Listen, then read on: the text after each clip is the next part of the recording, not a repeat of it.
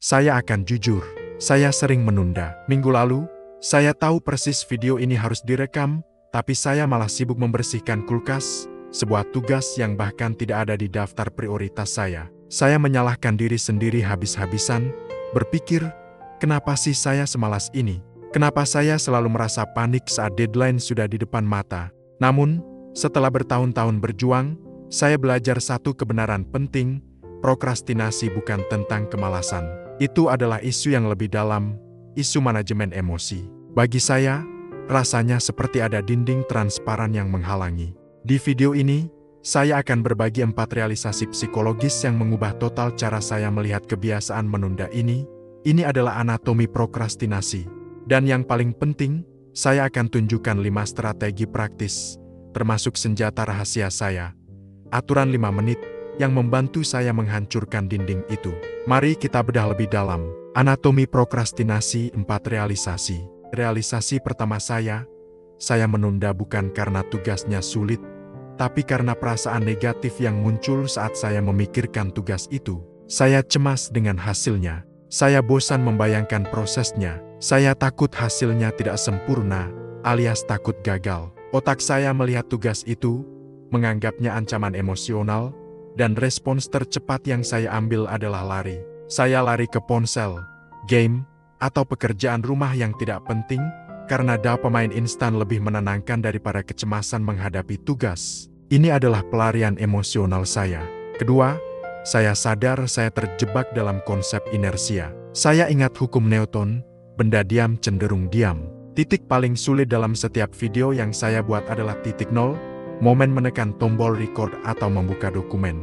Prokrastinasi saya adalah inersia diam. Saya mengerti bahwa jika saya bisa mendapatkan sedikit momentum sekecil apapun itu, sisa pekerjaan akan berjalan dengan sendirinya. Saya hanya perlu memecahkan kebekuan awal itu. Realisasi ketiga, kelelahan keputusan. Ketika saya menulis di to-do list, buat video, saya langsung lelah. Kenapa? Karena terlalu banyak keputusan yang harus saya ambil bahkan sebelum saya mulai. Riset dulu, tulis naskah dulu, atur pencahayaan dulu. Setiap pilihan kecil itu menguras energi mental saya. Saya belajar, tugas harus sangat spesifik dan single action. Jika tugasnya spesifik, otak saya tidak perlu berpikir 2 kali dan saya bisa langsung beraksi. Dan realisasi keempat, yang paling gelap, prokrastinasi adalah upaya saya untuk mengelola mood buruk. Tugas yang menantang membuat saya merasa bodoh atau tidak kompeten. Daripada menerima perasaan itu, saya mencari cara cepat untuk merasa lebih baik dengan scrolling media sosial, misalnya. Ini adalah lingkaran setan. Tugas membuat mood saya buruk, saya menunda.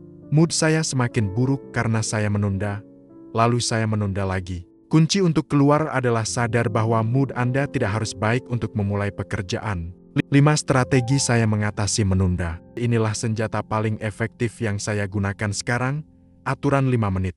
Caranya mudah, saya ambil tugas yang paling saya tunda, dan saya berjanji pada diri sendiri untuk mengerjakannya hanya 5 menit. Saya setel timer. Kenapa ini berhasil bagi saya? Karena saya menipu otak saya sendiri. Otak saya tidak takut pada 5 menit, itu terlalu pendek untuk memicu alarm bahaya. Begitu timer berjalan dan saya menekan start, inersia terpecahkan. Seringkali, saat timer berbunyi, saya tidak akan mau berhenti. Rasa hampir selesai itu menjadi motivasi paling kuat.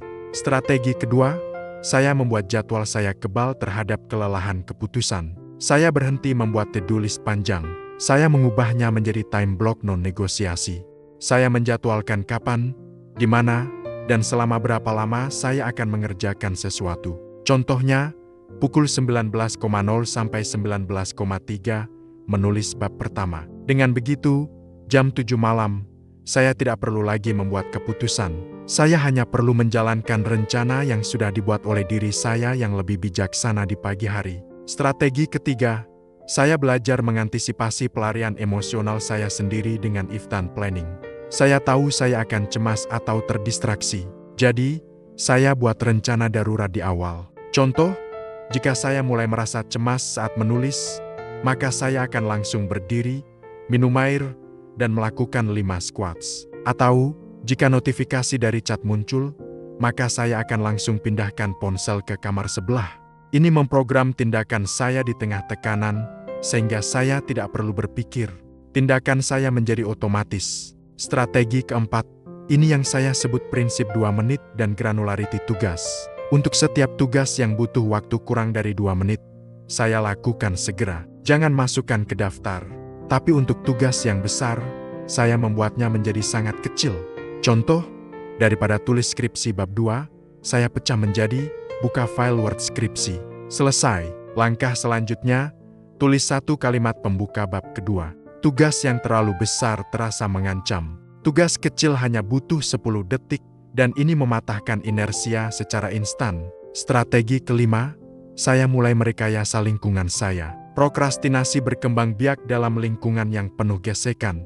Saya berusaha menghilangkan gesekan menuju produktivitas dan menambahkan gesekan menuju distraksi.